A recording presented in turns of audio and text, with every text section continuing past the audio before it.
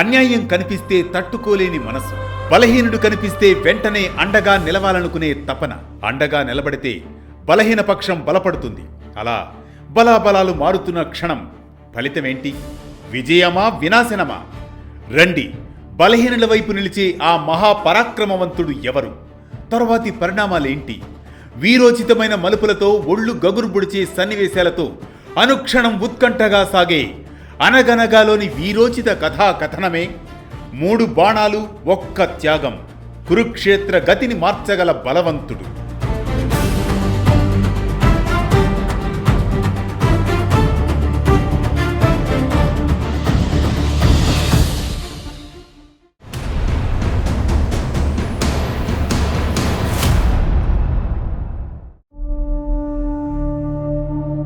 అనగనగా అది ద్వాపరయుగం.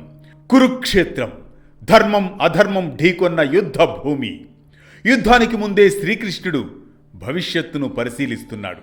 యుద్ధానికి ముందు ఒక పత్రంలో అందరూ వీరుల గురించి అధ్యయనం చేస్తున్నాడు శ్రీకృష్ణుడు. ఆ జాబితాను పరిశీలిస్తూ ఉండగా ఆఖరుగా ఒక పేరు కనిపిస్తుంది. అంతే, ఒక్క క్షణంలో కురుక్షేత్ర యుద్ధాన్ని ముగించగలడని తెలుసుకుంటాడు. అతనే బార్బరీకుడు.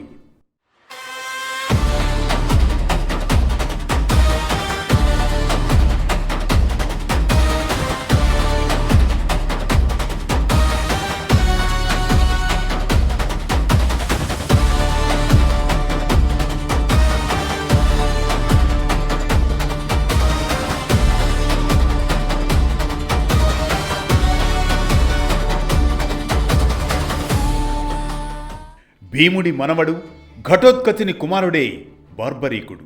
తల్లి పేరు మౌర్వి. చిన్నప్పటి నుంచే యుద్ధ విద్యలో అపార ప్రతిభ కనబరిచేవాడు. అస్త్రశస్త్రాల మీదున్న పట్టు చూసి పరమశివుడు కూడా 3 బాణాలు ప్రసాదిస్తారు.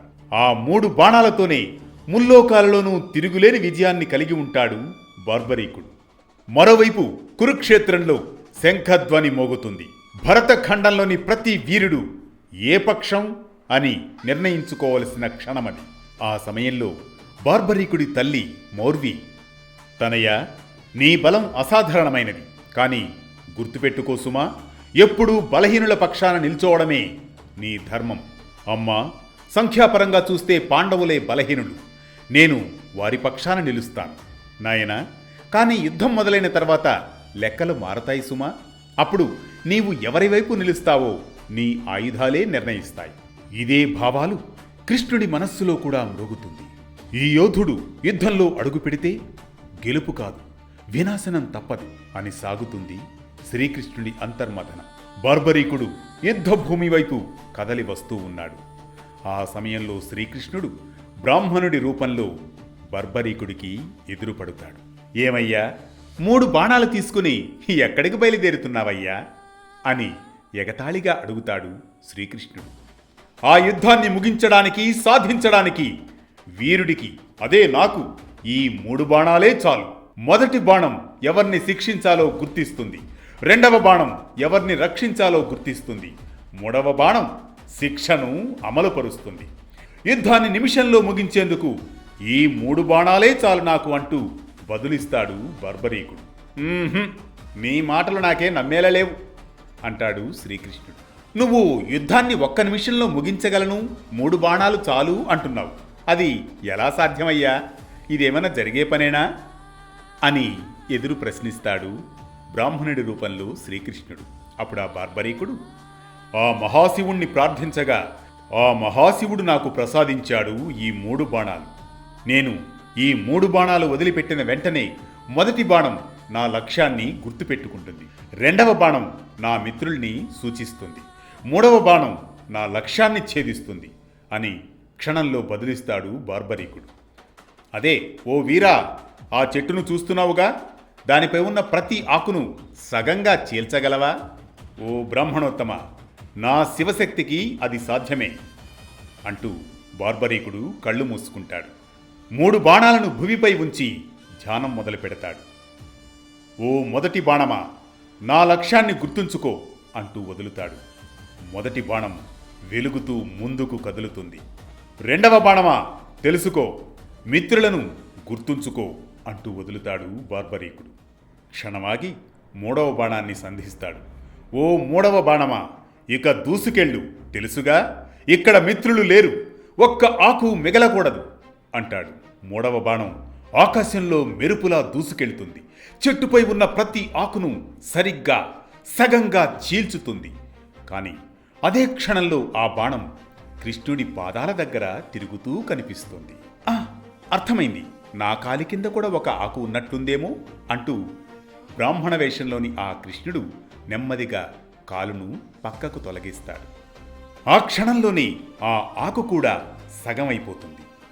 బాణం నిశ్చలమవుతుంది. ఆగువీరా అన్నట్టు నీ పేరు? నేను ఘటోత్కచుడి కుమారుడు బర్బరీకుడు. బలహీనుల పక్షాన పోరాడ్డానికి వచ్చాను. నా తల్లి మౌర్వి, శ్రీకృష్ణ భక్తురాలు అని చెప్పి నమస్కరిస్తాడు బర్బరీకుడు.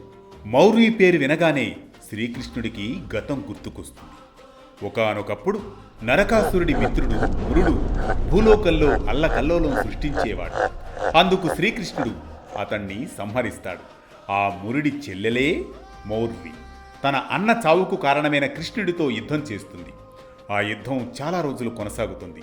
దాంతో కృష్ణుడు తన సుదర్శన చక్రాన్ని సంధించేందుకు సిద్ధపడతాడు. అప్పుడు కామాఖ్యాదేవి ప్రత్యక్షమై శ్రీకృష్ణుణ్ణి ఆపుతుంది. శ్రీకృష్ణ, ఈమె నా భక్తురాలు. ఈమెకు నేను అన్ని విద్యలను వరంగా ఇచ్చాను, కాబట్టి ఈమెను వదిలివేయు అని కృష్ణుణ్ణి కోరుతుంది కామాఖ్యాదేవి. ఆ మాటతో శ్రీకృష్ణుడు తన సుదర్శన చక్రాన్ని వెనక్కు తీసుకుంటాడు.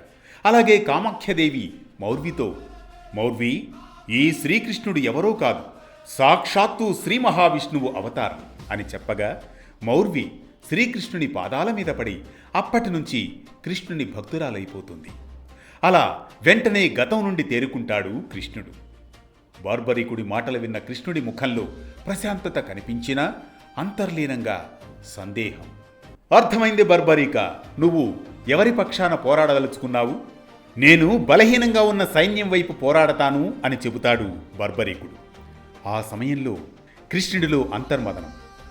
అవును, పాండవుల సైనిక బలం 7 అక్షౌహిణుల సైన్యం ఉంది కాబట్టి, అలాగే కౌరవుల సైనిక బలం 11 అక్షౌహిణుల సైన్యం ఉంది. బలహీనంగా ఉంది పాండవుల సైన్యం కాబట్టి బార్బరీకుడు పాండవుల వైపు పోరాటానికి సిద్ధమైతే, కౌరవుల వైపు 5 అక్షౌహిణుల సైన్యం అంతం కాగానే బార్బరీకుడి బాణం పాండవుల వైపు తిరుగుతుంది. అలా పాండవుల సైన్యం 6 అక్షౌహిణులు అవ్వగానే కౌరవుల వైపు 1 అక్షౌహిణి సైన్యం, అలాగే మొత్తం కురుక్షేత్రంలో ఉన్న అందరూ చనిపోతారు, నాతో సహా. ఆఖరికి బార్బరీకుడు మాత్రమే మిగిలిపోతాడు. ఇదంతా ఆలోచించిన కృష్ణుడికి ఒక్క ఆలోచన. వీరా, నీ బలం యుద్ధాన్ని గెలిపించదు, యుద్ధాన్నే ముగిస్తుంది పూర్తిగా. ఆ క్షణంలో బార్బరీకుడి శక్తి కాదు, లోకానికి వచ్చే ప్రమాదం కూడా కృష్ణుడికి పూర్తిగా అర్థమైపోతుంది. దీంతో శ్రీకృష్ణుడు బర్బరీకుణ్ణి మళ్లీ ప్రశ్నిస్తాడు. బలహీనుడు ఎవరో యుద్ధం మొదలయ్యాక మారిపోతే అప్పుడు నీ ధర్మమేది అని అడుగుతాడు శ్రీకృష్ణుడు. అప్పుడు బర్బరీకుడు క్షణం మౌనంగా ఆగి అది ఆలోచించలేదు. దీంతో బర్బరీక, నీ తల్లి శ్రీకృష్ణుని భక్తురాలు అన్నావు కదూ, మరి నీకు కూడా ఆ శ్రీకృష్ణుడిపై నీ తల్లి అంత భక్తి ఉన్నదా అని అడుగుతాడు బ్రాహ్మణ వేషంలోని శ్రీకృష్ణుడు. నా తల్లిలాగే నాకు కూడా ఆ శ్రీకృష్ణుడిపై అపారమైన భక్తి అని బార్బరీకుడు సమాధానమిస్తాడు. ఓ వీరా బర్బరీక, నిన్ను యుద్ధానికి ఆపుతున్నాను.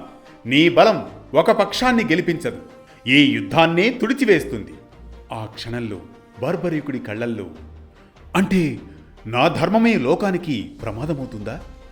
సమయాన్ని పరిణామాన్ని అర్థం చేసుకొని ధర్మం అధర్మంగా మారవచ్చు. ఆ క్షణంలో బర్బరీకుడు గ్రహిస్తాడు, తనతో సంభాషిస్తోంది బ్రాహ్మణుడు కాదని, సాక్షాత్తు ఆ శ్రీకృష్ణ భగవానుడేనని. దాంతో తాను యుద్ధంలోకి దిగకపోవడమే తనకు సాధ్యమైన అతిపెద్ద త్యాగమని. వాసుదేవా, నీవు లోకహితాన్ని చూస్తున్నావు, నన్ను వారించడమే ధర్మమైతే అదే జరగనివ్వు. అయితే నాకు ఒక వరం కావాలి, ఇస్తావా? ఖచ్చితంగా ఇస్తాను వాసుదేవా అని చెబుతాడు బార్బరీకుడు.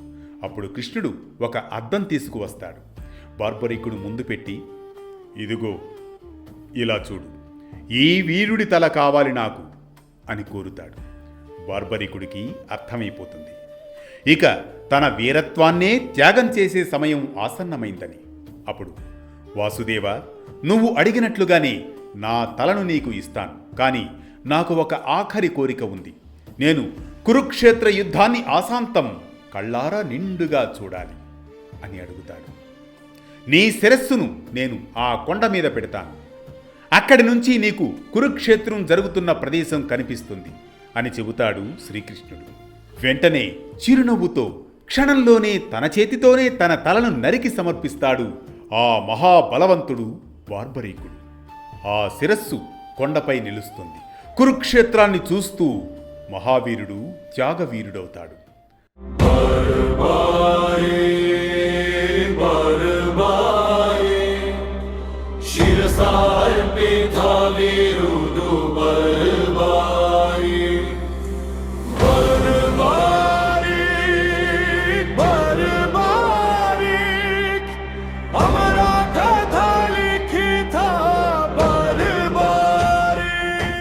అలా ఒక మహావీరుణ్ణి గెలిపించలేదు శ్రీకృష్ణుడు, కానీ లోకాన్నే కాపాడుతాడు.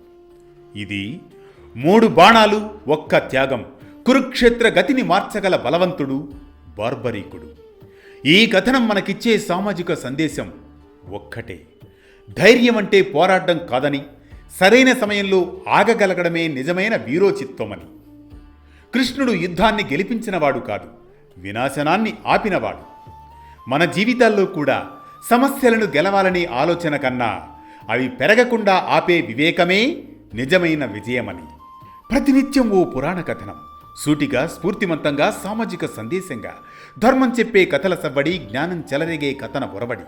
అనగనగా అంటూ మళ్లీ రేపు పలకరిస్తుంది ఆరుబయట వెన్నెల్లో జోకొట్టే కథల్లా వేటు న్యూస్.